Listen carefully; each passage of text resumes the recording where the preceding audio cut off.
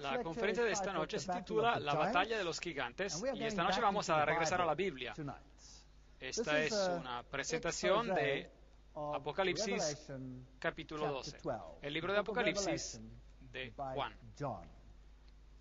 El Apocalipsis es la protección de Dios para los engaños de los últimos días.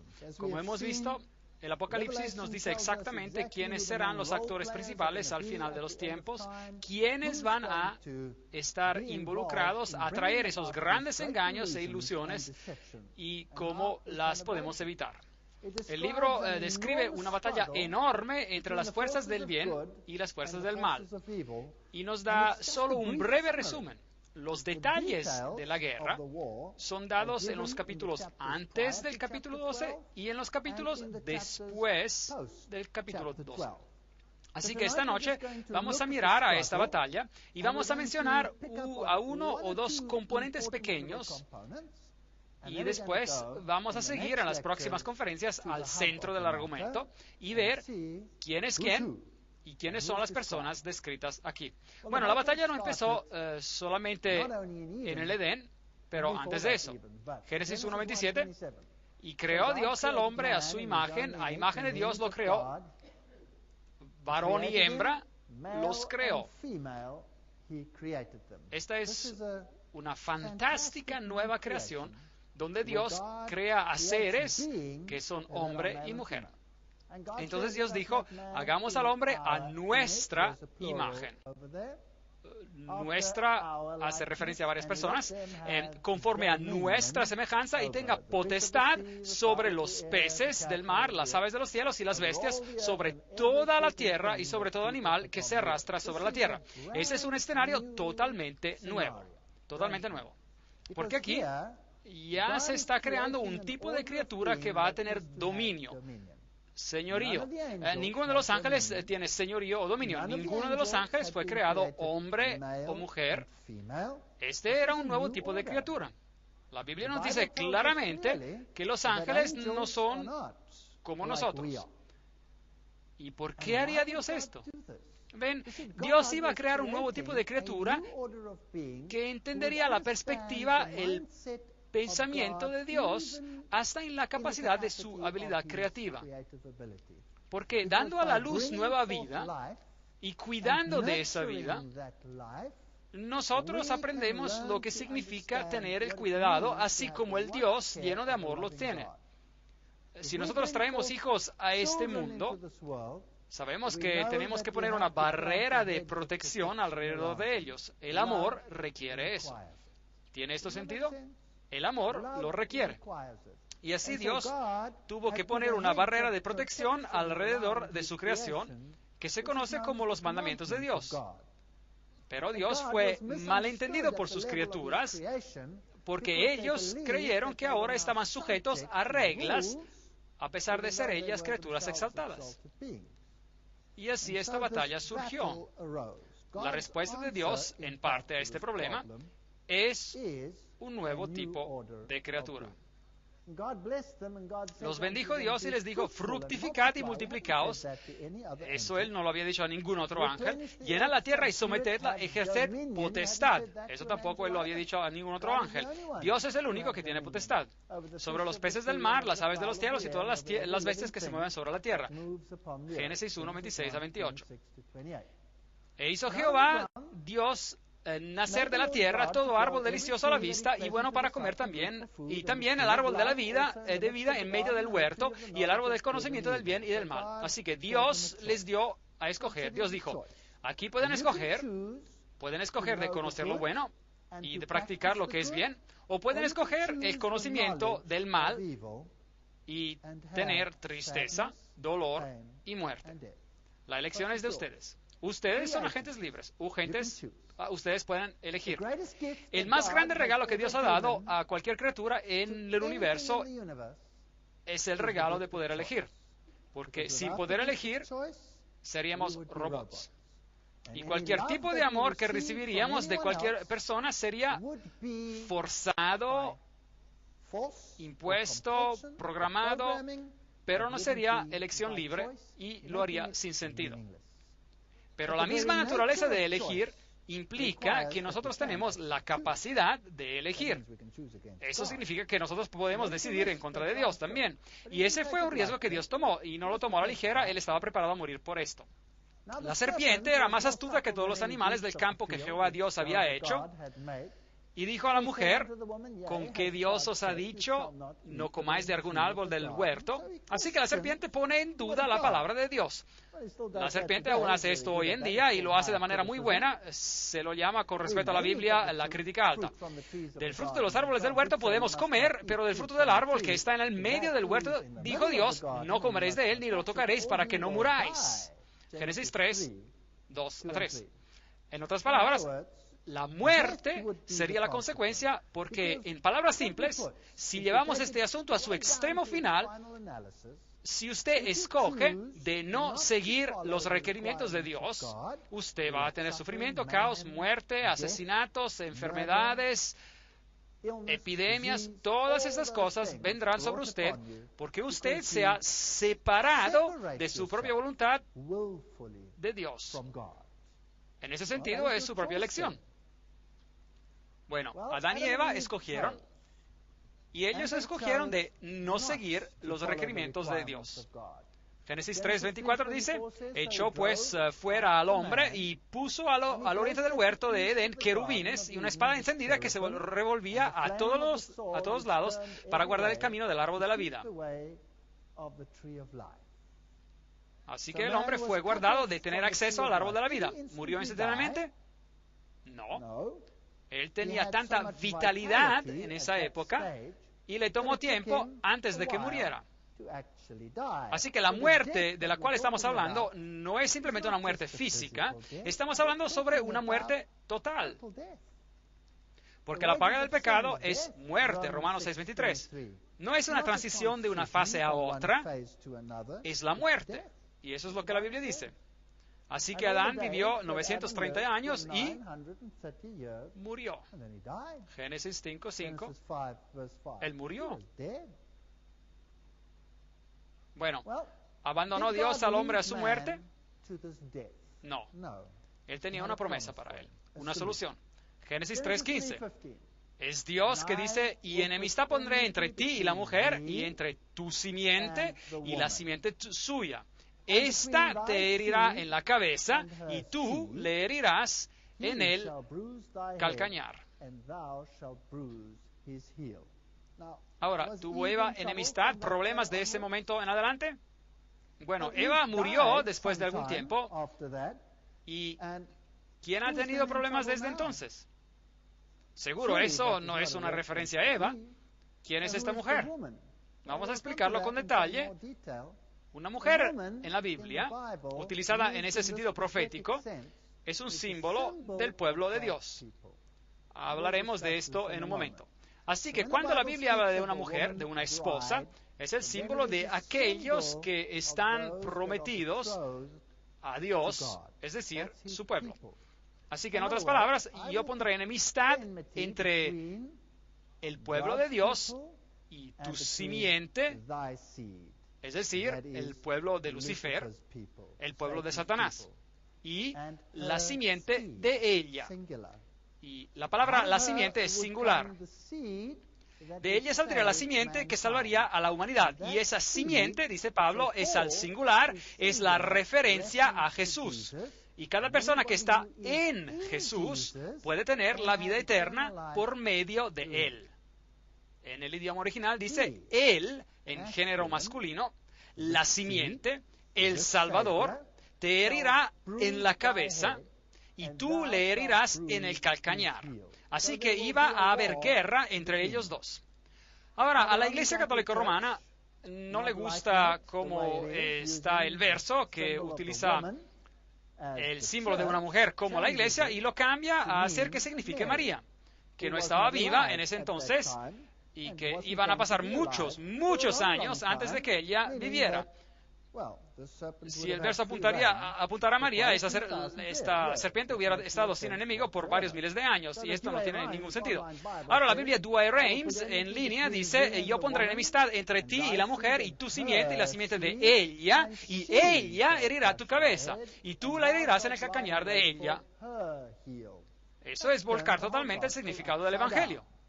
Y eso ha hecho que otra persona sea el Salvador. Así que desde el comienzo, al parecer, hubo este conflicto. Así que en Apocalipsis 12 leemos sobre esta historia. Apareció en el cielo una gran señal, una mujer vestida del sol. Interesante. Una gran señal, una mujer vestida del sol, con la luna debajo de sus pies. Tenemos a dos símbolos aquí, la luna y el sol. Y sobre su cabeza una corona de 12 estrellas. El número 12 es significante. Estaba encinta y gritaba con dolores de parto en la angustia de alumbramiento. Ahora el catolicismo hace de este un texto literal y dice que María va a dar a luz a un hijo. Pero si interpretamos el texto de manera profética, eso significa que afuera del pueblo de Dios el Mesías saldría. Esto es lo que significa. Otra señal también apareció en el cielo, un gran dragón escarlata, que tenía 7 cabezas y 10 cuernos, y en sus cabezas tenía 7 diademas. Ya hemos hablado de todos estos detalles anteriormente. El dragón, como vamos a descubrir, es Satanás, Lucifer, el ángel caído. Las 7 cabezas son una referencia a lo que vimos en el libro de Daniel, donde todos los reinos del mundo en su totalidad tienen 7 cabezas y simbolizan los poderes presentes en la batalla a lo largo de la historia. Allí habría la batalla. Y 10 cuernos y en sus cabezas tenía 7 diademas. Así que Lucifer es el verdadero máximo soberano entre bastidores. Los 10 cuernos es una referencia a los reinos. Aquí hay este sitio web católico romano, del cual hemos leído anteriormente. Lo cito para traer todo esto en perspectiva. No es sorprendente que la mujer triunfaría sobre el dragón rojo porque las Escrituras nos dicen desde el comienzo esto. No lo dicen desde el comienzo. Vean a Génesis 3:15, que dice, y yo estableceré enemistad entre ti y la mujer, entre tu simiente y la de ella. Ella herirá tu cabeza, mientras tú la herirás en el calcañar. ¿De qué versión están citando? Están citando de la versión católico-romana. ¿Correcto? Están citando de la versión bíblica jesuita. No están ni citando a su propia versión en inglés llamada Las Buenas Nuevas, ni a esa versión se cita este verso de esta manera. Esa versión cita el verso de la manera correcta. Solo la Biblia jesuita cita este verso de la manera errada. Parece raro que ellos utilicen esta versión. Bueno, no tan raro. Se entiende que ellos quieran usar esta versión para apoyar a su teología. Y ellos siguen diciendo a María, la mujer de las Escrituras y la madre de los hombres, y noten esto, que guardan los mandamientos de Dios y se aferran a las verdades acerca de Jesús. Bueno, esta es una distorsión del texto también, porque el texto no se lee así, pero es una cita distorsionada de Apocalipsis 12:17, muy interesante.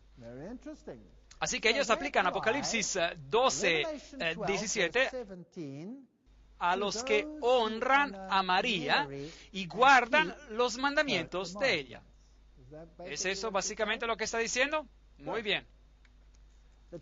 La Iglesia aplica las palabras maravillosas del libro Sabiduría 7:26. Ella, el resplandor que emana de la luz eterna. Ella, el espejo perfecto de la majestad de Dios. Ella, la imagen fidel de su bondad. Ahora, ¿quién es verdaderamente el resplandor de su gloria? Jesús. Aquí tenemos un conflicto entre dos ideologías. Porque María está llena de gracia, Lucas 1:28, la Iglesia, por medio del Papa Pío IX, en Ineffabilis Deus, una constitución apostólica publicada el 8 de diciembre de 1854, confirmó la tradición, noten aquí la palabra tradición, ellos saben que no es bíblico, la tradición que consideraba a María como concebida inmaculada. Así que la Iglesia Católica Romana aplica Apocalipsis 12 a María. Claro, la referencia dice también, nosotros guardamos los mandamientos de ella, porque ahí es donde hay la batalla. El Papa puede modificar la ley divina. Prompta biblioteca, el Papa, artículo 2. Y si comparamos a los 10 mandamientos, así como se leen en la Biblia, y los comparamos con los 10 mandamientos como son dados por la Iglesia Católica Romana, también en su Biblia oficial, ellos los tienen correctos. Solo su catecismo los tiene incorrectos. Los mandamientos originales dados por Dios, no tendrás dioses ajenos delante de mí. Bueno, aquí dice, yo soy Jehová tu Dios, no tendrás dioses ajenos delante de mí. Eso es lo mismo. El segundo mandamiento, no te harás imagen ni ninguna semejanza de lo que esté arriba en el cielo, ni abajo en la tierra, ni en las aguas debajo de la tierra, no te inclinarás a ellas, etcétera, etcétera. Este mandamiento fue borrado de aquí, borrado del catecismo católico romano. Y el tercer mandamiento, no tomarás el nombre de Jehová tu Dios en vano. Y del otro lado se vierte en el segundo mandamiento. ¿Ven eso? Acuérdate del sábado para santificarlo. Santifica el día sábado, que es ahora el tercer mandamiento, cuando antes era el cuarto. Y ahora el resto son los mismos. Honra a tu padre y tu madre, etcétera, etcétera. No hurtarás, etcétera. No matarás, etcétera. Hasta el final. No dirás falso testimonio, no dirás falso testimonio. Pero ellos han sacado un mandamiento y ahora han tenido que dividir el mandamiento número 10 en dos, que es el mandamiento que dice no codiciarás, el cual Pablo claramente indica como un mandamiento. No codiciarás la casa de tu prójimo, no codiciarás la mujer de tu prójimo, ni su siervo, ni su criada, ni su buey, ni su asno, ni cosa alguna de tu prójimo. Así dice en la Biblia. Ahora, por favor, noten cómo ellos tienen que dar la vuelta a este mandamiento. De lo contrario, no tendría ningún sentido si se cita como un mandamiento solo. Tú no codiciarás la casa de tu prójimo. No tiene sentido, ¿verdad? Así que han movido esta frase y han puesto esta parte como el mandamiento número 9. Esta parte han puesto como el mandamiento número 9. Tú no codiciarás la mujer de tu prójimo. Bueno, por lo menos ellos admiten que la mujer es más importante que la casa. Y después viene, no codiciarás los bienes de tu prójimo. Así que han dividido el mandamiento y cambiado su secuencia. Ahora, el protestantismo, en la confesión de Augsburg, es un poco más honesto que eso. Deja los mandamientos en la orden correcta, aunque en esa orden los mandamientos no tienen mucho sentido. Así que esa es una analogía interesante. Así que han quitado un mandamiento y otro mandamiento ha sido movido. El sábado ahora aquí ya no es el séptimo día, pero el primer día. Y el mandamiento número 10 ha sido dividido en dos para que podamos tener 10 mandamientos otra vez. Así que esa es la ley del catolicismo. Y aquellos que siguen a María tienen que guardar estos mandamientos, como vamos a ver en otra conferencia. Y esta es una batalla interesante entre dos soberanos.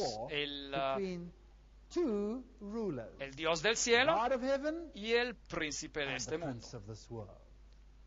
Bueno, seguimos. La enciclopedia católica lo admite bien francamente. La Iglesia, después de cambiar el día de reposo del sábado judío o séptimo día de la semana al primero, hizo que el tercer mandamiento, que de hecho tendría que ser el cuarto mandamiento, así que ellos admiten que ellos tienen que haber removido un mandamiento porque si no, ese no sería el tercero, ¿correcto?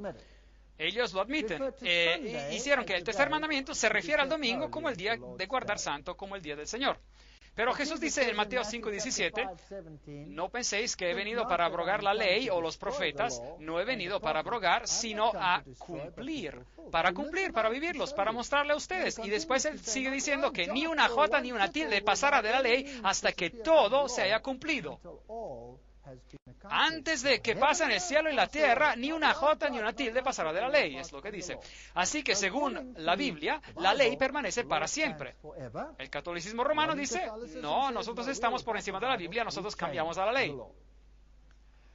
Apocalipsis 12:4, su cola, ahora esta es la cola de la serpiente, arrastró a la tercera parte de las estrellas del cielo. Y si usted mira el paralelismo hebreo en la Biblia, encontrará que las estrellas representan en este sentido profético a los ángeles. Así que podemos decir que Satanás arrastró a un tercio de los ángeles con él y los arrojó sobre la tierra. Y el dragón se paró frente a la mujer que estaba para dar a la luz y a fin de devorar a su hijo tan pronto como naciera. Del pueblo de Dios vendría el Mesías y Satanás miraba para ver los tiempos del cumplimiento que se dan en el libro de Daniel de manera exacta, y él estaba mirando y esperando para que se diera a la luz este niño, y cuando este niño iba a nacer, él lo quería destruir al instante. Ella dio a la luz un hijo varón que va a regir a todas las naciones con vara de hierro, y su hijo fue arrebatado para Dios y para su trono. En un versículo tenemos el nacimiento del Mesías y tenemos su resurrección y tenemos su ascensión al cielo. Todo en un versículo. Pero pueden ver que es un versículo todo al masculino, a pesar de que el catolicismo le gustaría imitarlo, y por eso tienen a la ascensión de María al cielo. Así que ella también muere, pero es despertada y tiene una ascensión al cielo. Así que todo es una falsificación. La mujer huyó al desierto, donde tenía un lugar preparado por Dios para ser sustentada allí por 1260 días. Ahora, si aquí se hablara de María, tendríamos un problema, ¿correcto? Si aquí se hablaba de María, tendríamos un problema, porque ¿cómo fue María? ¿Podría María cumplir la profecía de huir al desierto por 1260 días, es decir, años en sentido profético? Continuamos. Entonces hubo una guerra en el cielo. Así que aquí vamos hacia atrás en el tiempo. Dios está explicando lo que sucedió, el por qué hay esta batalla en la tierra, y nos dice que hubo una guerra en el cielo.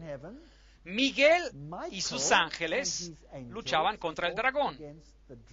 Luchaban el dragón y sus ángeles. Así que ya había una guerra en el cielo. Apocalipsis 12:8 nos dice, pero no prevalecieron. Así que el dragón no venció, ni se halló ya lugar para ellos en el cielo. Así que una tercera parte de los ángeles se rebeló en contra del gobierno de Dios. Esa tiene que haber sido una batalla para las mentes de los ángeles. Y yo me puedo imaginar que Satanás obró con todo el engaño sutil imaginable, insinuando odio, insinuando injusticia e insinuando que él había sido tratado con profunda injusticia, porque como ángel principal en el cielo no se le había otorgado más gloria. Una historia muy, muy triste. Él hace lo mismo hoy en día. Todos tenemos un hambre para gloria, y esa hambre puede ser solamente satisfecha si otros respetan y se inclinan delante de ti. Y es así que uno satisface su gloria en este planeta. Y es posiblemente lo que trató de hacer él en el cielo. Y Jesús, siendo el ser humilde que él es, nunca usó esos métodos. Él nunca se impuso a otra persona, pero él hace solo que su carácter hable por él. Así que hubo una rebelión. Pero no prevalecieron ni se halló ya lugar para ellos en el cielo, dice el texto. Ahora, Miguel y sus ángeles. Ahora, ¿quién es Miguel? Los testigos de Jehová nos dicen que Miguel es un arcángel. Un arcángel. ¿Pero qué significa Miguel? Miguel lo pueden encontrar en cualquier libro de nombres para niños. ¿Qué significa Miguel? Significa el que es lo que Dios es, o quién es como Dios. El que es lo que Dios es. Cuando Dios vino a esta tierra como hombre, Él tenía que ser llamado Emmanuel, Dios con nosotros. Llamen su nombre Josué o Jesús, Jehová el Salvador. Ven, el nombre tiene un significado. A nosotros hoy en día se nos da un nombre y ya es todo. Pero en los tiempos bíblicos el nombre tenía un significado muy especial. Y encontramos que los nombres cambian en cuanto a las circunstancias cambian en la Biblia. ¿Pueden recordarse de ejemplos interesantes donde los nombres cambiaron cuando cambiaron las circunstancias? ¿Acaso el nombre de Jacob no se convirtió en Israel? Israel. Ahora, Jacob significa el que suplanta, el que toma el sitio de alguien más. Y él fue el segundo gemelo en salir de la matriz, pero él tomó el lugar del primero, engañando. Un engaño del cual él se arrepintió después, se arrepintió claramente. Pero cuando él encontró a Cristo, cuando él luchó con Dios para el perdón, arrepentido de su pecado, él fue llamado, pues, Israel. El que había luchado con Dios, y había ganado. Ahora ven, el nombre cambió porque las circunstancias habían cambiado. Ahora, Miguel, el que es lo que Dios es. Ahora miremos esto. ¿Quién es Miguel? Miguel es llamado en Daniel 10:21 vuestro príncipe. Así que él es el príncipe, el gobernador del pueblo de Dios. Así, ¿quién es el príncipe del pueblo de Dios? Jesús. Pero Jesús estaba en el cielo antes de venir a la tierra. ¿Es esto correcto? ¿Sí o no? Sí, Él estaba en el cielo antes de venir a la tierra. Y Él aún no era Josué, Jesús, Joshua, Jehová el Salvador, que tenía que venir a morir por nosotros. No, Él era Miguel, el que es lo que Dios es. Seguimos adelante. En aquel tiempo se levantará Miguel, el gran príncipe, que es de parte de los hijos de tu pueblo. Daniel 12:1. ¿Quién es el gran príncipe que está de nuestra parte? Hay solo uno, y la Biblia lo hace bien claro. Jesús es el que está de nuestra parte. Pero cuando el arcángel Miguel luchaba con el diablo disputándole el cuerpo de Moisés, Judas 9, ¿quién tiene el derecho de disputar sobre el cuerpo de alguien que tiene que ser resucitado? ¿Quién? Solo Dios. Solo Jesús tiene el derecho de hacer eso. ¿Resucitó Él a Moisés de los muertos, sí o no? Sí, claro que sí. ¿Cómo lo sabemos? Porque Moisés apareció a Jesús en el monte de la transfiguración. ¿Y cómo sabemos eso? Bueno, Él aquí fue resucitado. ¿Y quién más apareció con Él? Elías. Y Elías nunca vio la muerte. Así que uno no representa los que irán al cielo sin ver la muerte, ese es Elías, y el otro representa a los que serán resucitados por medio del poder del mismo Cristo y tendrán la vida eterna.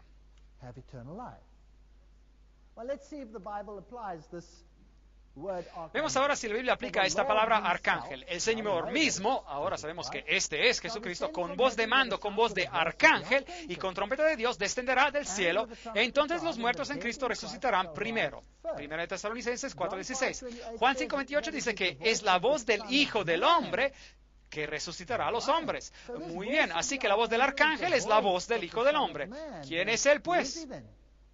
Él es Dios. La palabra arcángel puede significar un ángel, el ángel más elevado, pero puede significar también mensajero más elevado. Ahora, ¿cuál es el mensaje más grande de la divinidad? Es la manifestación de la deidad que nos puede tocar y nos puede alcanzar, y nos puede hablar y puede comunicar y hacer que podamos acceder a Dios. Así que el más grande mensaje que Dios tiene es Él mismo en la forma de el quién es el que Dios es decir, Miguel. Muy bien. Ahora vemos que la Biblia utiliza esta palabra arcángel para la voz del Hijo del Hombre, y ahora veamos si podemos encontrar este ángel en el Antiguo Testamento. Génesis 48:16, el ángel que me liberta de todo mal, que me redime de todo mal según el original. Ahora, en este caso tenemos un problema si vamos a considerar este ángel como ser creado, ¿correcto? Ahora, ¿quién es el que te puede redimir de todo mal? Jesús. Así que este ángel redentor es Jesús. Seguimos.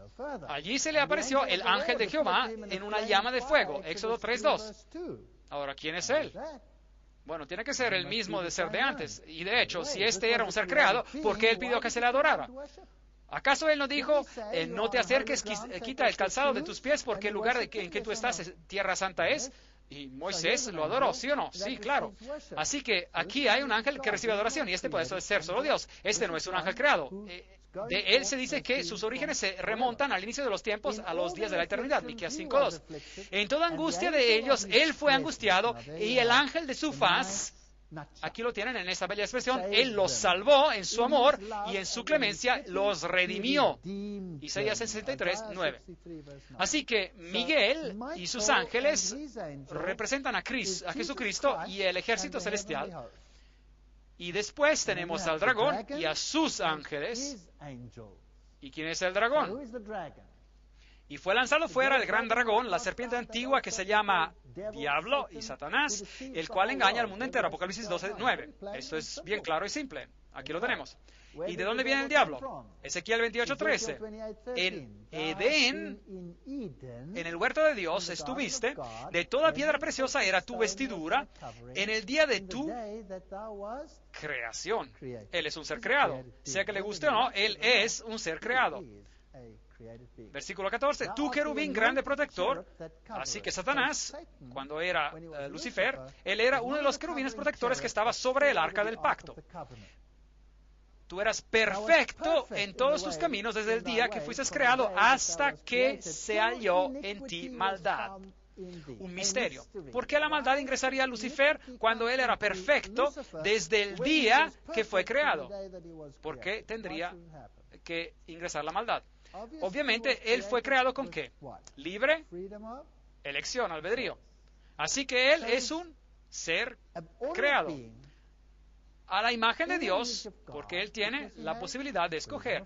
Y él, en un momento de su vida, escogió dejar que el celo y el egoísmo dominaran a su corazón. Versículo 16, y pecaste. ¿Qué es pecado? Es la transgresión de la ley de Dios. Eso es lo que se nos dice en 1 de Juan. De hecho, es la única definición que se nos da en la Biblia por el pecado. Por lo cual yo te eché del monte de Dios y te arrojé de entre las piedras de fuego, querubín protector. Versículo 17, se enalteció su corazón a causa de tu hermosura. Aquí tenemos el orgullo. El orgullo. Corrompiste tu sabiduría a causa de tu esplendor. Con tus muchas maldades y con la iniquidad profanaste tu santuario. Así que él fundó su propia iglesia, por así decir. Versículo 18. Yo pues saqué fuego de en medio de ti, el cual te consumió y te puse en ceniza sobre la tierra ante los ojos de todos los que te miran. Versículo 19. Y para siempre dejarás de ser. ¿Qué pasará con Satanás al final? Él será destruido. Eso no es lo que el mundo cristiano enseña, pero eso es lo que la Biblia dice. Vamos a tener que escudriñar esto con detalle. Ahora, ¿qué hace la masonería alta y la doctrina secreta de la masonería? ¿Qué hacen con este concepto? Ellos lo tienen que volcar. ¿Se acuerdan de estas citas? Déjenme mencionarlas otra vez. La denominación Satán, en hebreo Satanás, un adversario, del verbo shatana, ser adversario, perseguir, pertenece por derecho al primer y más cruel adversario de todos los dioses, a Jehová. Y no a la serpiente, que habló solo palabras de simpatía y sabiduría, y es en lo peor, hasta en el dogma, el adversario de los hombres. Muy bien, Doctrina Secreta, volumen 2, página 388. Ahora, yo tengo esos libros, así que esta es una cita original, no es un simple rumor.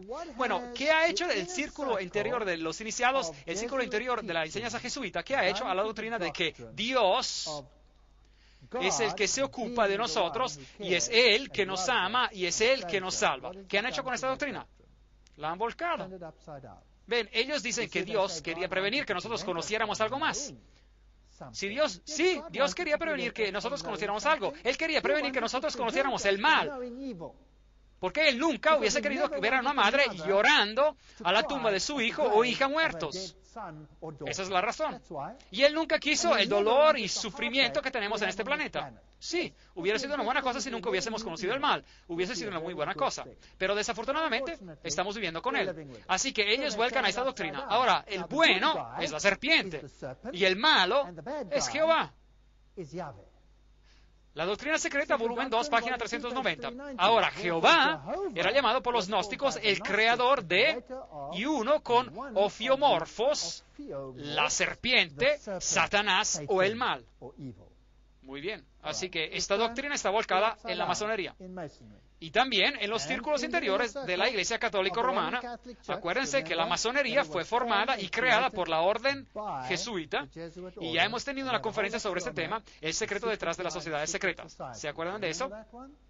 La doctrina secreta, tomo primero, página 480. La explicación esotérica podrá traer algo de orden en esta confusión, porque la Biblia ahora dice exactamente lo opuesto, y miremos a esto desde un punto de vista esotérico, nos dice Blavatsky. Y Jehová se vierte en Saturno y Miguel y su ejército. ¿No es eso interesante? Así que ellos creen que Jehová es Miguel. Y Satanás y los ángeles rebeldes, a causa de los intentos de los celotas demasiado fieles que querían ver en cada ser pagano o un diablo, en eso se vierten. Interesante. Hagamos esto aún más claro. Doctrina secreta, volumen 2, página 508. Ese Miguel, quien es simplemente Jehová, uno de los espíritus subordinados, en lo mejor de los casos. Muy bien. Así que si miramos a esa historia y vemos a Miguel, el que es el que Dios es, y a sus ángeles, luchando contra el dragón que ha sido arrojado a esta tierra, la serpiente. Ellos ponen las cosas al revés y dicen, no, el malo es Jehová. Pero ellos libremente admiten, y eso es algo raro, que es el bueno que está aquí arrojado en la tierra ahora. Así que por lo menos ellos admiten que él fue arrojado, perdió en el cielo y lanzado afuera. Bueno, veamos Doctrina Secreta, volumen primero, página 71. El diablo ahora es llamado oscuridad por la iglesia, mientras en la Biblia él es llamado el Hijo de Dios, la brillante estrella de mañana, Lucifer. Hay toda una filosofía que de sutileza dogmática en la razón por la cual el primer arcángel que originó de las profundidades del caos es llamado Lux, Lucifer, el hijo brillante de la mañana, el aurora del Manvantara. Él fue transformado por la iglesia en Lucifer o Satanás porque él es más brillante y más viejo que Jehová y él tuvo que ser sacrificado por el nuevo dogma. Cita dolorosa. Apocalipsis 12, 7, 9. Fue lanzado fuera el gran dragón, la serpiente antigua, que se llama Diablo y Satanás, el cual engaña al mundo entero. Fue arrojado a la tierra y sus ángeles fueron arrojados con él. Eso es lo que la Biblia dice. Usted puede escoger si quiere creer a una opinión o a la otra. La Biblia dice que él fue arrojado a la tierra. También el círculo interior de la masonería cree que él está gobernando aquí en la tierra y fue arrojado afuera. Pero ellos dicen que él recibirá su dominio otra vez. Pero eso no es lo que la Biblia dice. Apocalipsis 12, 10 a 11. Entonces oí una gran voz en el cielo que decía, ahora ha venido la salvación y el poder y el reino de nuestro Dios y la autoridad de su Cristo, porque ha sido expulsado el acusador, el que los acusaba delante de nuestro Dios día y noche. Así que la Biblia dice que es el diablo que está aquí en la tierra y no es el ser bueno. Ellos lo han vencido por medio de la sangre del Cordero y de la palabra del testimonio de ellos, que menospreciaron sus vidas hasta la muerte. Así que Jesús vino a esta tierra, Él murió por nosotros, Él nos demostró que Dios es amor. No hay mayor evidencia que esta. Dios es amor. Y usted puede creer la mentira de ellos o usted puede creer en lo que la Biblia dice. Apocalipsis 12:12, por lo cual alegraos, cielos, y los que moráis en ellos. Estos son los ángeles, porque ellos también tienen que haber sufrido por mucho tiempo. Esta guerra ha durado mucho tiempo. ¡Ay de los moradores de la tierra y del mar! Estos son los pueblos, las naciones, porque el diablo ha descendido a vosotros con gran ira, sabiendo que tiene poco tiempo.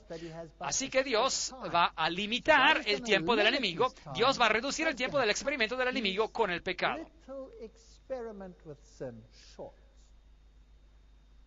Así que cuando miramos a los versos iniciales de Apocalipsis 12, apareció en el cielo una gran señal, una mujer vestida del sol.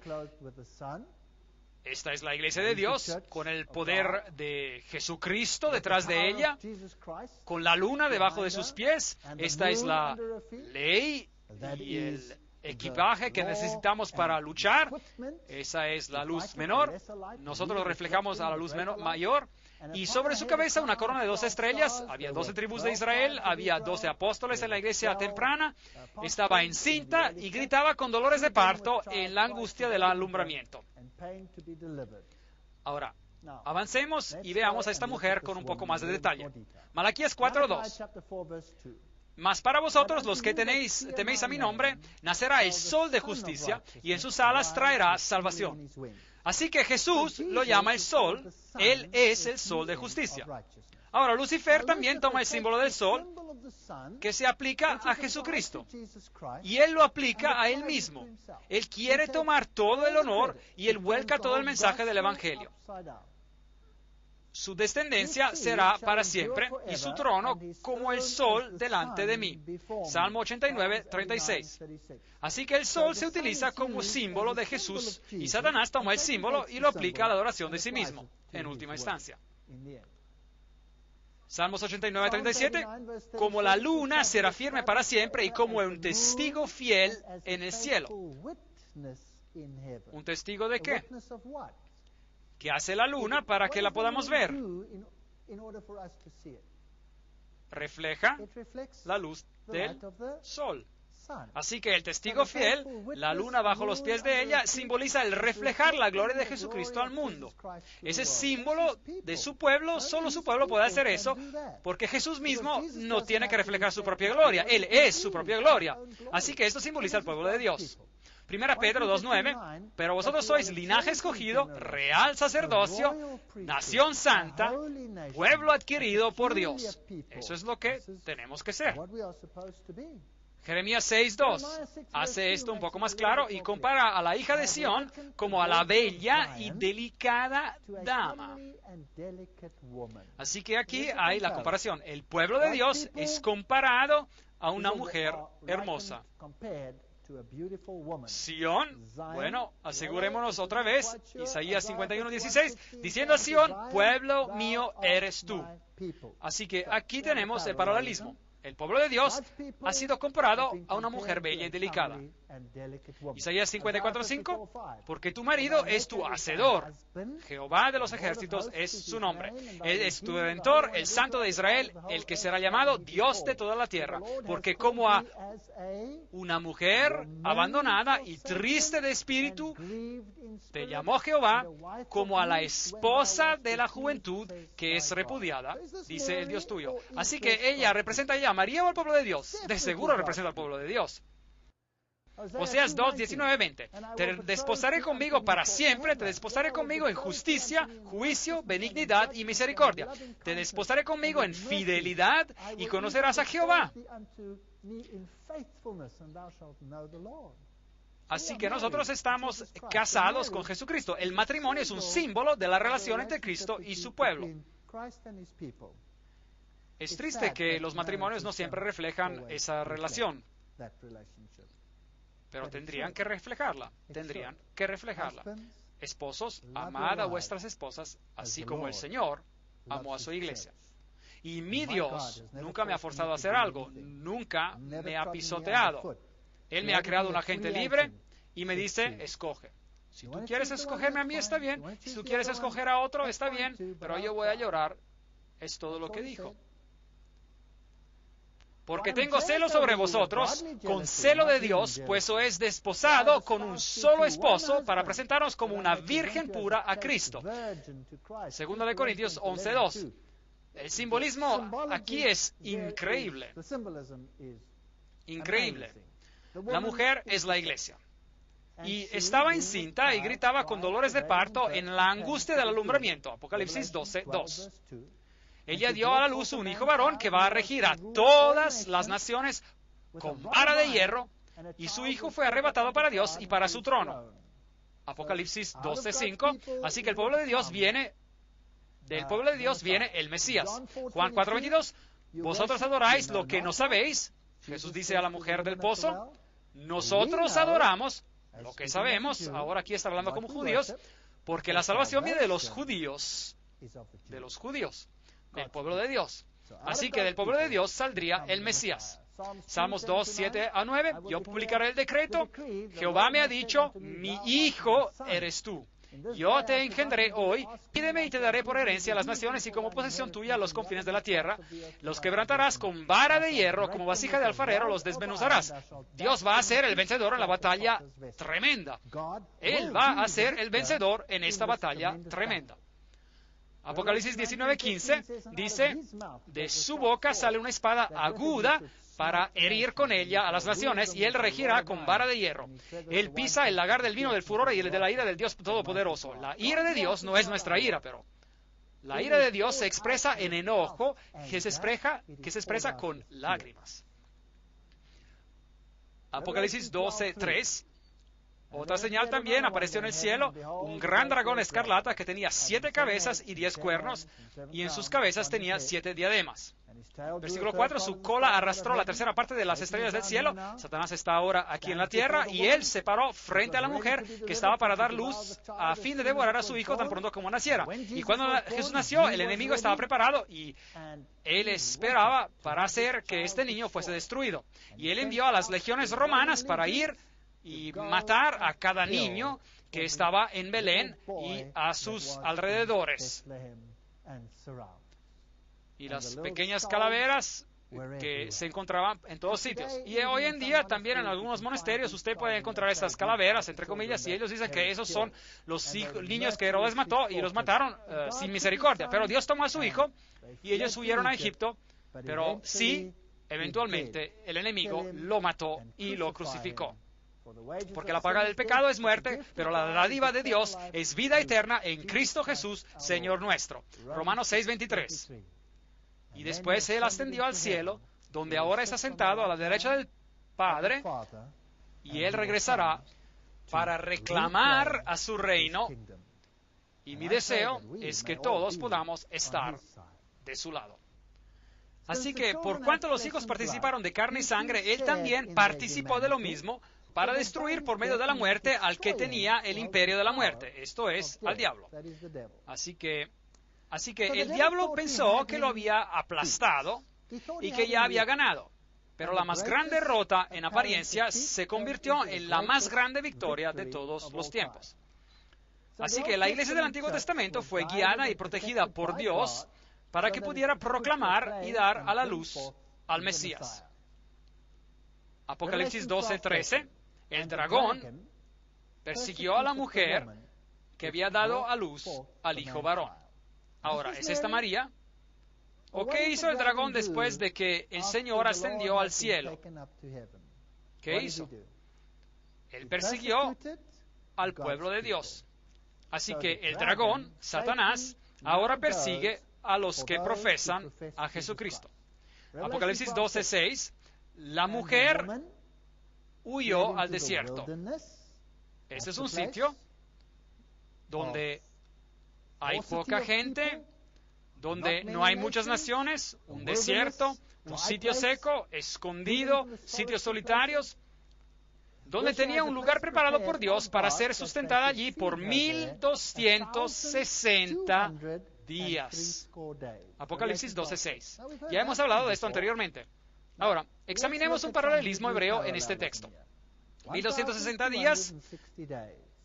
Si nosotros vamos a Apocalipsis 12:14, tenemos el mismo simbolismo, pero se le dijeron a la mujer, aquí está la mujer, se le dieron a la mujer las 2 alas de la gran águila para que volara delante de la serpiente al desierto, a su lugar donde es sustentada por un tiempo, tiempos y la mitad de un tiempo. Así que aquí tenemos a 2 tiempos mencionados aquí, 1260 días y tiempo, tiempos y la mitad de un tiempo, pero tenemos el mismo simbolismo que viene descrito. Tenemos a la mujer, tenemos al desierto y tenemos al periodo de tiempo que vienen mencionados. ¿Qué nos dice esto? Que estamos hablando del mismo periodo de tiempo. A nivel profético, este es el mismo periodo de tiempo. Día por año te lo he dado. Ezequiel 4:6. Esto significaría 1260 días proféticos, es decir, 1260 años literales. Y encontramos a estos periodos de tiempo en Daniel 7:25, tiempo, tiempos y medio tiempo, y en Daniel 12:7, tiempo, tiempos y la mitad de un tiempo, 3 años y medio proféticos, y 3 años y medio por 360 es igual a 1260. 42 meses proféticos, 30 días por mes. Ese era el mes hebreo. 30 por 42 es igual a 1260. 1260, un tiempo es la mitad de un tiempo, y 42 meses. 1, 2, 3, 4, 5, 6, 7. 7 veces. 7 es el número de algo completo. Este poder toma el lugar de Dios y lo logra por 7 veces. Ahora hemos tratado de este asunto anteriormente, del periodo de 1260 días, cuando hablamos del capítulo 11 de Apocalipsis. Así que no voy a tratar de esto aquí en detalle. Es suficiente decir que el sistema papal empezó oficialmente su dominio en el año 538 y fue oficialmente terminado en el 1798 con una herida aparente cuando Berthier tomó al Papa cautivo y Napoleón declaró que el dominio del Papa estaba anulado. Claro, la Biblia dice que la herida sanaría y que este poder otra vez se convertiría en bestia y que todo el mundo lo seguiría. Pero durante este periodo de 1260 días, de 538 a 1798, el papado persiguió al pueblo de Dios ferozmente. Y el pueblo de Dios se esparció y se escondió en el desierto, en lugares desiertos. Números 1:51-53, el santuario estaba en el medio de entre su pueblo, y Juan 1:14, Jesús habitó entre nosotros. El santuario que representaba la vía a la salvación, y Jesús la puerta, Jesús el sacrificio, Jesús es el que lo lava uno, Jesús la luz del mundo, Jesús el intercesor, Jesús el pan de la vida, Jesús es el que nos protege de las consecuencias de la ley. Esa es la historia del santuario. Él nos cubre con su justicia. Todo eso representa a Jesucristo. Y la iglesia en el desierto y el santuario en el desierto. Paralelos maravillosos entre el Antiguo y el Nuevo Testamento. Así que el objetivo de Satanás era de atacar a la iglesia de Dios. Él estaba enfurecido. Y él no había vencido a Jesucristo, y Jesucristo había sido resucitado de los muertos, y él sabía que su batalla estaba perdida, y ahora él estaba enfurecido. ¿Quién iba a ser su pueblo? Versículo 3. Y vi a una mujer sentada sobre una bestia escarlata llena de nombres de blasfemia. Bueno, eso es Apocalipsis 17:3. Ya hemos tratado de esto en detalle. En su frente tenía un nombre escrito, un misterio. Babilonia la Grande, la madre de las rameras y de las abominaciones de la tierra. Apocalipsis 17:5. Ya hemos tratado de eso también en detalle. Misterio, Babilonia la Grande, la ciudad de Babilonia tuvo su origen cuando Dios confundió las lenguas en la Torre de Babel. El término Babilonia en Apocalipsis representa la confusión religiosa, y Babel es otra puerta hacia Dios. Es otra manera de ser salvado. Así que, ¿qué representa ese sistema? Número 1, representa la autoridad del hombre. Número 2, las palabras del hombre. Ellos han cambiado la palabra de Dios. Ellos son los que ahora van a dar las normas. Las obras del hombre. ¿Cómo se salvo? Por tus obras. La ley del hombre. Como ellos la cambiaron y eventualmente crearon los derechos humanos y las tradiciones del hombre. Bueno, Dios dice que tenemos que escoger. Primera de Reyes 18:21. Entonces Elías, acercándose a todo el pueblo, dijo: ¿hasta cuándo vacilaréis vosotros entre dos pensamientos? Si Jehová es Dios, seguidle. Si Baal, id en pos de él. Hay una lección aquí. Sí, aún tenemos libertad de elección. Gracias a Dios. Así que esa tendencia de encontrarse con el paganismo a medio camino, hombres íntegros se levantaron para contrarrestar el movimiento. Pero la apostasía siguió hasta que la iglesia, con la excepción de un pequeño remanente, estaba sumergida bajo superstición pagana. Las dos Babilonias, página 93, escrito por Hislop. Y así el paganismo ingresó a la iglesia con una fachada cristiana. Ya examinamos los símbolos, la media luna o la hoz, la estrella, simbolizando el nacimiento del Mesías, que le daría a uno el poder de convertirse en Dios y de vivir para siempre. Y ellos tenían el mismo sistema en Mesopotamia, como también en Egipto, donde ellos tenían a la Trinidad, Isis, Horus y Set. Los gnósticos volcaron el Evangelio por completo, nos hicieron a nosotros Dios y a Jesucristo el diablo. El sol se convirtió en la fuente de vida física y la serpiente en la fuente de vida espiritual, y Escolapio se convirtió en la serpiente dadora de vida, la serpiente Dios, y en cada esfera Él era el gran sanador. Así que en la medicina, en la farmaquea, la farmacia de hecho significa hechicería, la misma palabra en griego. La palabra para hechicería es farmakeia, es lo mismo aquí. Él sería el sanador. Así que tenemos el misterio de la iniquidad, según de Tesalonicenses 2:7, y a un misterio, Babilonia la Grande, Apocalipsis 17:5. Así que tenemos a otro sistema de salvación. Según de Timoteo 4:4, y apartarán de la verdad del oído y se volverán a las fábulas.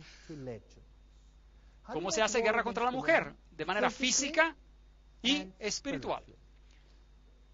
Pero Dios, habiendo pasado por alto los tiempos de esta ignorancia. Me gusta este texto, Hechos 17:30, porque siempre se hace la pregunta, ¿qué pasa con los que no saben? ¿Qué pasa con los que se encuentran en el catolicismo hoy en día? Que adoran a Dios según lo mejor de sus conciencias. ¿Qué pasa con ellos? ¿Van a ser todos perdidos? No. Dios pasa por alto, dice el texto, los tiempos de esta ignorancia. Dios cierra un ojo a los tiempos de su ignorancia y los juzga según la luz que ellos tienen y según la habilidad que ellos tienen para hacer lo correcto, según las circunstancias de su conocimiento. Eso es un Dios justo. Me gusta esto. El que sabe hacer lo bueno y no lo hace, comete pecado. Santiago 4:17. Aquí hay el otro lado de la moneda. En otras palabras, si usted sabe que lo que es bueno y usted no lo hace, ¿qué pasa? Para usted se convierte en pecado. Usted se convierte en responsable. Bueno, este hombre, el emperador Constantino, él escribió las primeras leyes contrarias a la ley de Dios. Y toda persona que no quería, en los tiempos tempranos de la cristiandad, era perseguido, que no quería obedecer. Y ellos lo han vencido por medio de la sangre del Cordero y de la palabra del testimonio de ellos, que menospreciaron sus vidas hasta la muerte. Apocalipsis 12:11. Así que esas personas perseguidas sufrieron bajo el ataque tremendo del dragón.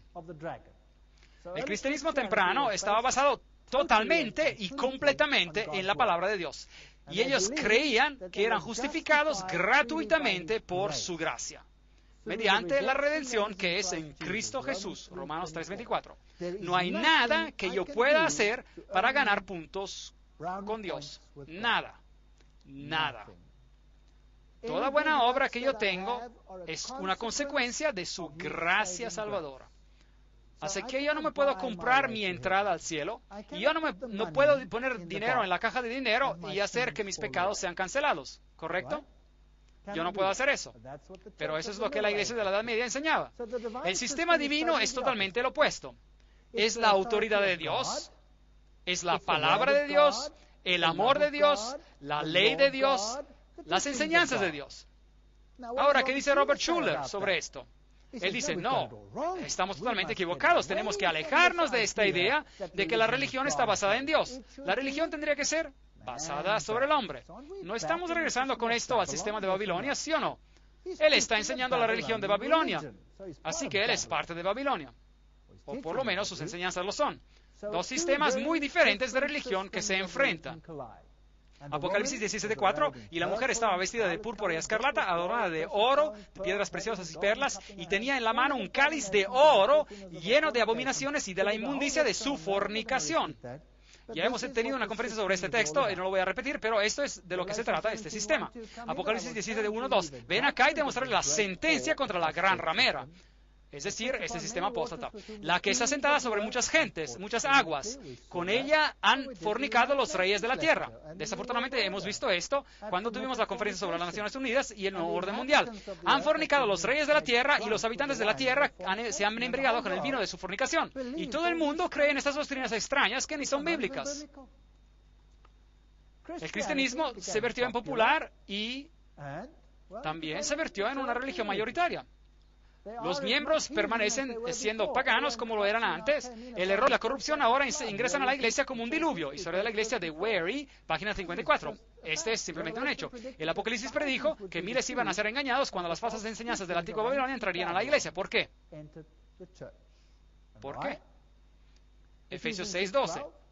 Porque no tenemos lucha contra carne y sangre, o sangre y carne, sino contra principados, contra potestades, contra los gobernadores de las tinieblas de este mundo, contra huestes espirituales de maldad en las regiones celestes. Nosotros adoramos a Dios, y si nos atrevemos a adorar a Dios, estamos bajo la furia de la serpiente, y muchas personas se rinden y prefieren seguir a la serpiente.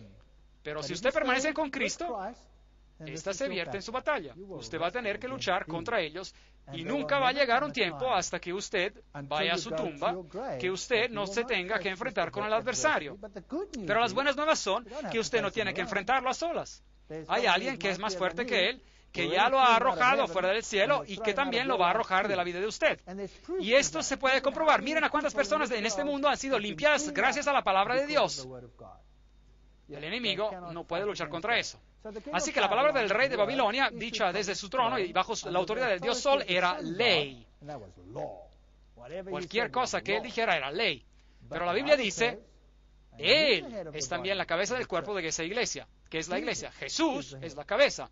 Y él es el principio, el primogénito de entre los muertos, para que en todo tenga la preeminencia. Colosenses 1:18.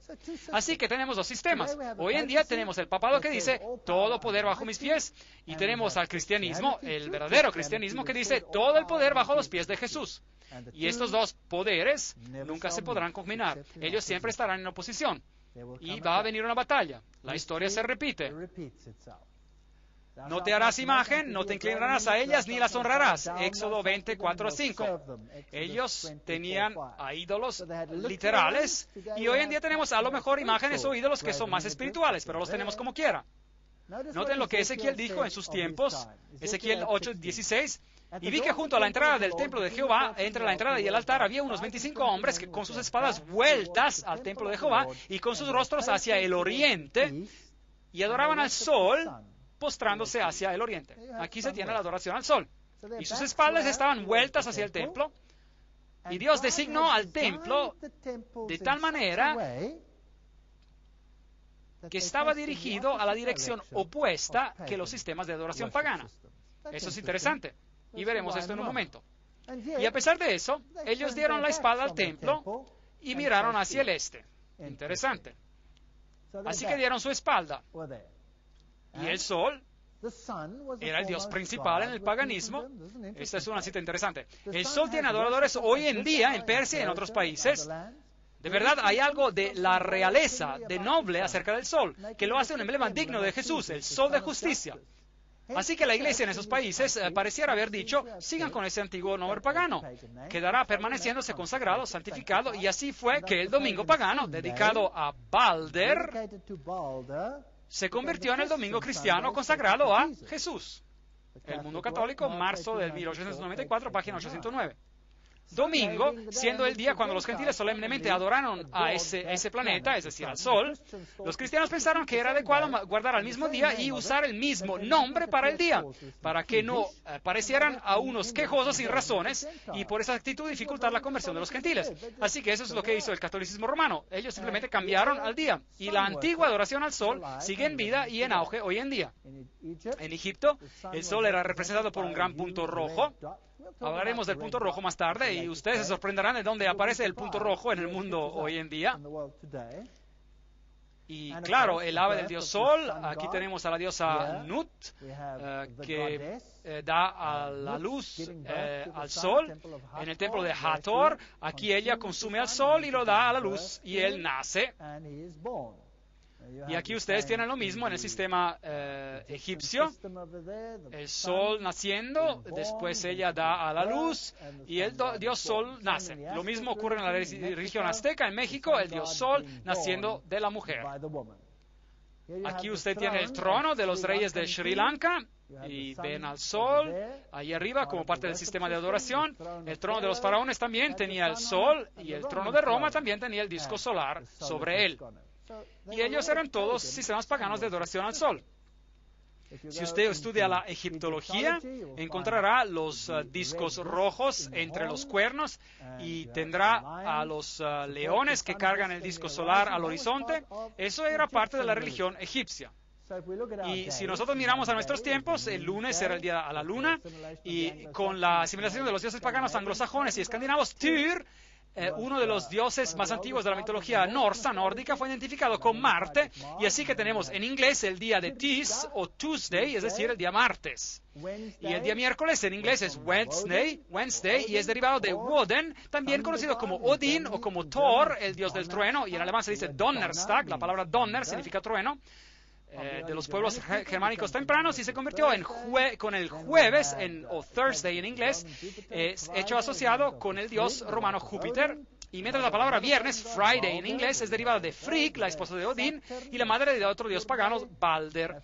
Así que usted tiene a todos ellos, y el día de Saturno, o sábado en inglés Saturday, está seguido por el domingo, el día de reposo y de recreación, así como se observa hoy en día. El sol en la mitología y el arte, esta es una publicación de la UNESCO. Así que ellos nos dicen que todo nuestro sistema, toda nuestra cultura está basada en el sistema pagano de la adoración al sol. Si ustedes miran el Papa Giovanni XXIII, y él tenía el sol ahí, y los símbolos del sol que el papado usa hoy en día, y los símbolos masónicos van más allá de lo que uno puede mencionar. Hay toda una conferencia que se llama El vino de Babilonia, si usted quiere ver todo el simbolismo en el catolicismo que se refiere a la adoración del sol. De hecho, todo se refiere a la adoración al sol. Isis Horus Seb, el emblema de la orden jesuita, significa Isis Horus Seb, la Trinidad egipcia, y usted puede encontrar todos estos símbolos en las basílicas, muy fascinantes, las cruces allí, los símbolos de los pájaros, los símbolos de los yantras, de todas las deidades paganas de la adoración al sol. Y este símbolo allí es muy interesante. Este es el dios del sol Helios, en una tumba pagana descubierta en 1574 abajo de la Basílica de San Pedro. Ven, el Vaticano está construido sobre la sede de un templo pagano. Y de hecho, donde sea posible, cada catedral en el mundo está construida sobre la sede de un templo pagano. Donde sea posible. Y hay algunos criterios que se tienen que cumplir. Ellas están construidas, si es posible, mirando hacia el este, que es, por supuesto, lo opuesto de lo que la Biblia ordena sobre este asunto.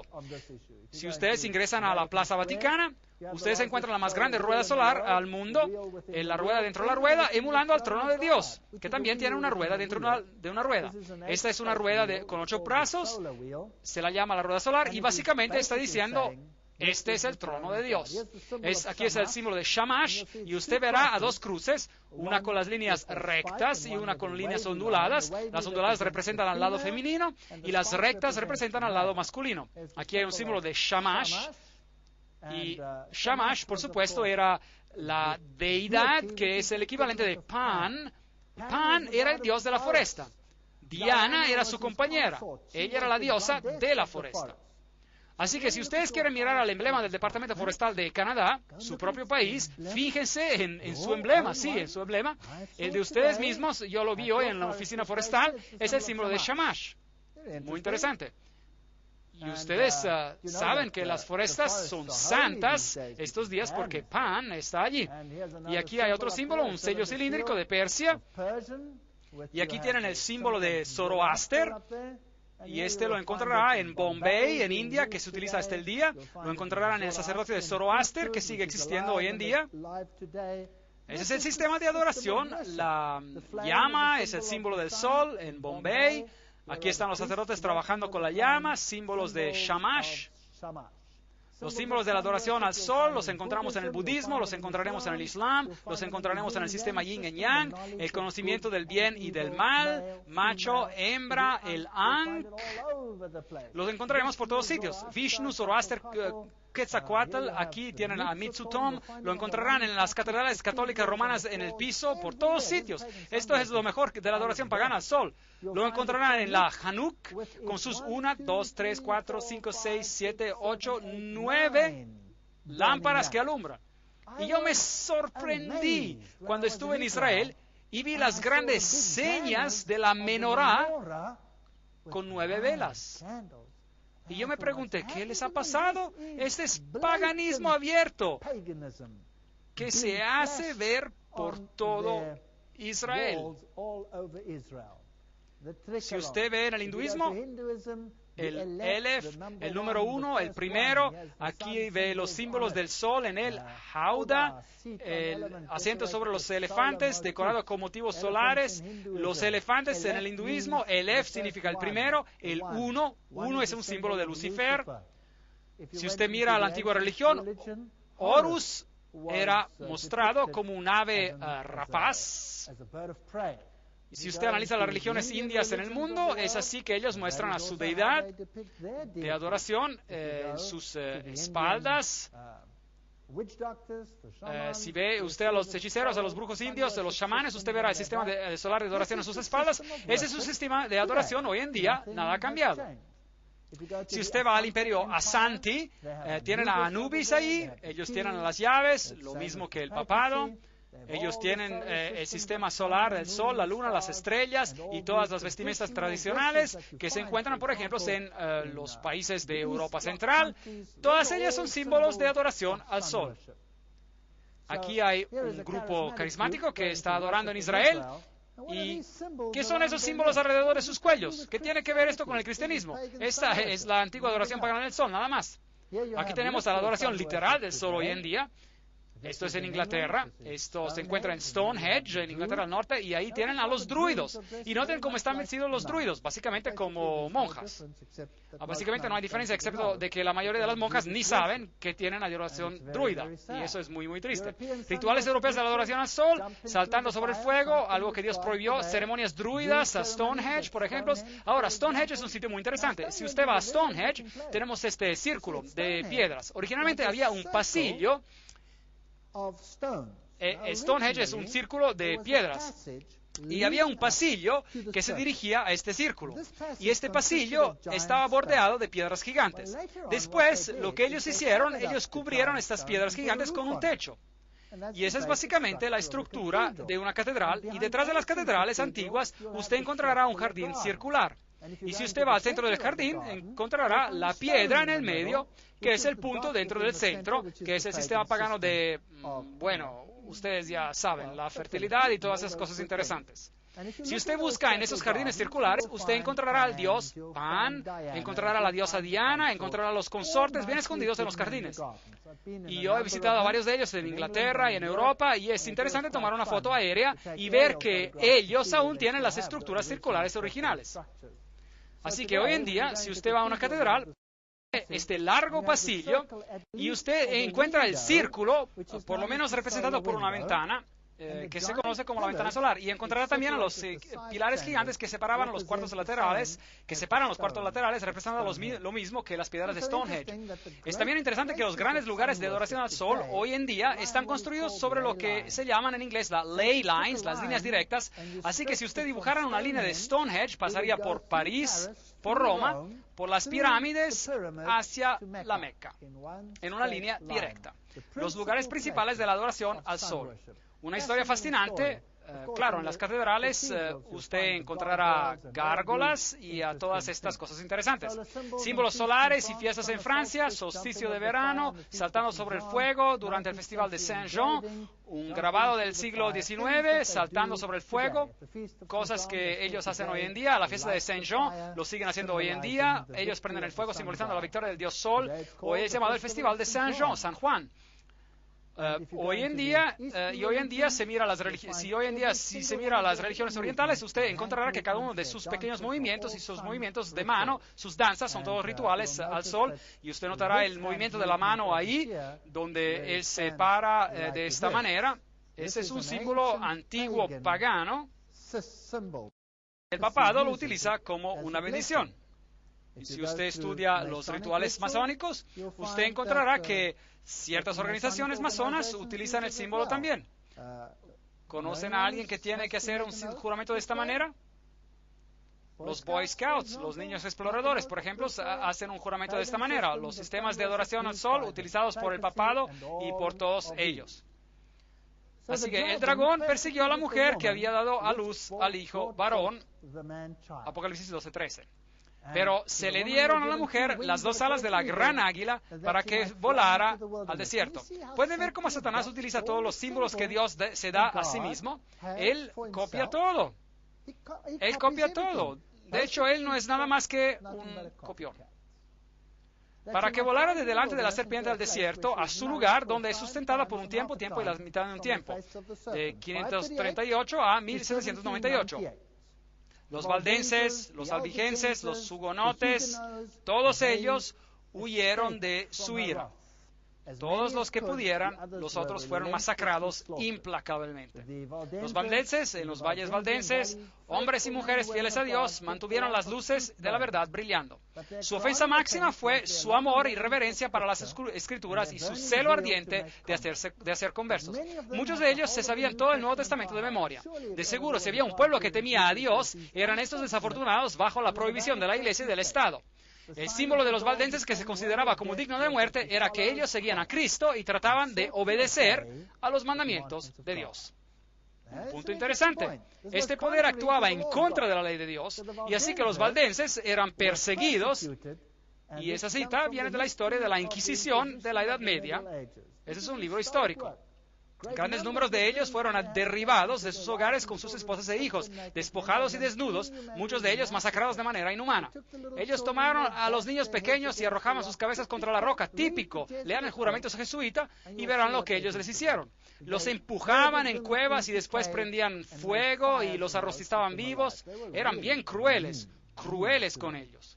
Y muchos de ellos fueron masacrados y tomados como prisioneros. Y la Inquisición puede realmente hablar sobre todos los que eran heréticos. Herético significa decidir por sí mismo lo que uno cree y practica. Doy gracias a Dios que yo no sirvo a un Dios como ese. Pues por este escrito apostólico presente le damos esta orden estricta que por cualquier medio que usted pueda, destruyan a todas estas herejías y destruyan de su diócesis todos los que han sido contaminados por ellas. Usted ejercerá el poder eclesiástico contra ellos y contra todos los que se sospechan que se hayan asociado con ellos. Ellos no podrán apelar contra sus juicios y si es necesario usted podrá causar que los príncipes del pueblo los supriman con la espada. Eso es lo que ocurrió, eso es historia. Así que el dragón persiguió a la mujer. Y Papa León hizo fundir o prensar esta medalla donde él tiene a la mujer con la copa en su mano y las letras Fides del otro lado. Y hoy en día quedan solo algunos remanentes en los valles valdenses de cómo esas personas vivían, de lo que hacían en lugares muy poco accesibles. Y la iglesia con orgullo mostraba a Loyola, el fundador jesuita, masacrando a la oposición. Los dos que están a sus pies bajo su espada son Lutero y Calvino. Ellos son sacados de sus tierras. Juan Hus fue también uno de los primeros anunciadores. Primero se le prohibió de dar la misa y solo se le permitía hablar y eso fue una bendición. De ese púlpito, todo lo que podía hacer era predicar la palabra de Dios. Maravilloso. Así que toda la liturgia se le dejó a un lado y la palabra de Dios fue hecha perfecta y él llamó al papado Babilonia, el rey de Babilonia. Esta era su iglesia original, ahí estaba su banco, y ahí contra la pared, él tenía ese cuadro con el Papa cabalgando en un gran caballo, y después tenía a otro cuadro de Jesús sobre un asno, y él dice, ¿quién es más potente? ¿El siervo o el amo? Preguntas interesantes. Él murió en la hoguera por sus comentarios y fue traicionado. Y aquí ellos colgaban a los cuerpos de los que iban contra ellos. Estos son los monumentos hugonotes y ya hemos hablado de ellos. Así que Martín Lutero y Melanchthon, uno de temperamento fuerte y el otro manso. Y de vez en cuando uno necesita a personas como Pedro y de vez en cuando a personas como Juan. Martín Lutero, Juan Wycliffe, Juan Knox, Tyndale, Calvino. Estos eran los grandes predicadores. Y la serpiente arrojó de su boca tras la mujer agua como un río. Así que él utilizó a las naciones del mundo para perseguir.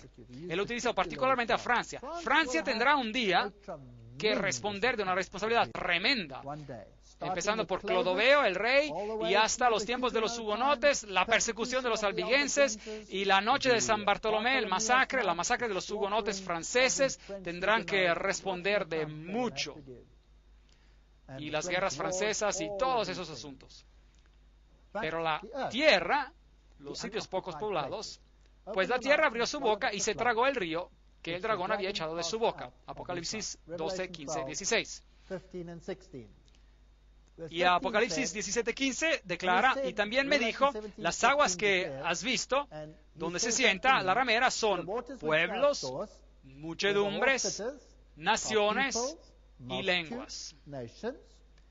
No tenemos que adivinar, Así que las naciones fueron enviadas a perseguir al pueblo de Dios, pero la tierra donde no había agua se abrió. Así que ellos huyeron a los Estados Unidos. Están viviendo aquí en este país hoy en día. Estos son los descendientes de esos creyentes valientes. Ellos se fueron a África, ellos empezaron una nueva vida. Y su símbolo representa libertad. Pero desafortunadamente hay una sombra en este símbolo, es masónico. Entonces el dragón se llenó de ira contra la mujer y se fue a hacer la guerra contra el resto de la descendencia de ella. Apocalipsis 12:17. Ahora, esta mujer huyó al desierto por 1260 días. Y esto nos lleva a la fecha 1798. Y ella huye a lugares solitarios y el Nuevo Mundo se puebla. El protestantismo toma raíz en el Nuevo Mundo. Y de este protestantismo, un nuevo remanente surge. Entonces el dragón se llenó de ira contra la mujer, contra la iglesia, y se fue a hacer la guerra contra el resto de la descendencia de ella. Ahora, ¿quiénes son ellos? Bueno, aquí hay un atributo contra los que guardan los mandamientos de Dios y tienen el testimonio de Jesucristo. Aquí hay una pista importante. Y vamos a tener que descubrir de la Biblia quiénes son ellos. Me gustaría saber quién es este remanente que enfurece al dragón, que guarda los mandamientos de Dios y tiene el testimonio de Jesucristo. ¿Y qué significa todo eso? Bueno, Daniel nos dice, en aquel tiempo se levantará Miguel, el gran príncipe que está de parte de Dios, de los hijos de tu pueblo. Será tiempo de angustias, cual nunca fue, desde que hubo gente hasta entonces, pero en aquel tiempo será libertado tu pueblo, todos los que se hallan escritos en el libro. Increíble. Estamos viviendo al final de los tiempos. El periodo de la mujer en el desierto ya se ha acabado. El dragón ahora está enfurecido contra el remanente de su simiente, los que guardan los mandamientos de Dios y tienen el testimonio de Jesucristo.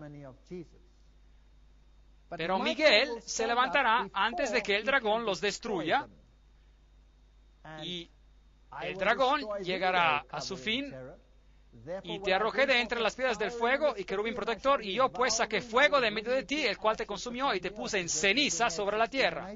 Ezequiel 28, 16, 18. Esta batalla entre estas dos fuerzas gigantes, Miguel y sus ángeles y su iglesia, la mujer, y Satanás y sus ángeles y su iglesia, la ramera de Babilonia. Estas dos fuerzas van a llegar a un último enfrentamiento. Y sería interesante saber si los dos lados se pueden identificar el uno al otro. Eso sería muy interesante. ¿Qué pasaría si de un lado apuntaran literalmente y dijeran, son ellos? Ya veremos. Bienaventurados los que guardan sus mandamientos, para que su potencia o derecho sea en el árbol de la vida, y que entren por las puertas en la ciudad. Apocalipsis 22, 14, Reina Valera Antigua. Así que vale la pena guardar los mandamientos de Dios, no para ganar un sitio en el cielo, pero porque uno elige obedecer a Dios en vez del hombre. Y ese es el punto del asunto, y es una cuestión de obediencia por amor, no obediencia para obtener algo, La Biblia dice en 2 Corintios 7:10, la tristeza que es según Dios produce arrepentimiento para salvación, pero hay una tristeza que no conduce al arrepentimiento. ¿Cuál es la diferencia entre esos dos? La tristeza que no conduce al arrepentimiento es la tristeza sobre la pérdida, pero no sobre lo que uno ha hecho. Pero una tristeza que conduce al arrepentimiento es una tristeza que conduce al reconocer que yo soy culpable y tengo un problema y yo necesito de un Salvador. Y cuando yo lo he reconocido a Jesucristo y yo me aferro a Él y yo recibo poder de Él para limpiar mi vida y para hacer lo correcto, es Él que lo hace y no yo. Es por su gracia que yo soy salvo y no por mis obras. Así que ellos, sí, guardan los mandamientos no para ganar la vía al cielo, Más bien ellos lo hacen porque admiran y honran a su Salvador y su Redentor.